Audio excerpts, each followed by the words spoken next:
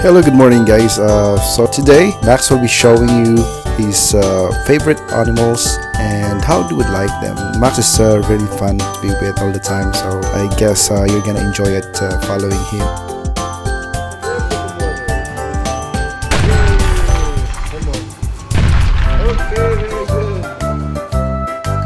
So today our special guests are the little pirate, which is Athena, his mom, and this Tito